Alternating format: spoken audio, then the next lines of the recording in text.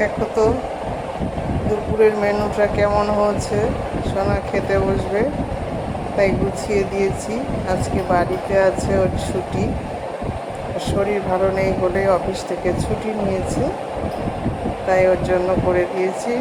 তিতো খেতেই পারে না, রাতে এসে ভাত খাই, ওই জন্য তিতো খাওয়াই হয় না ওর।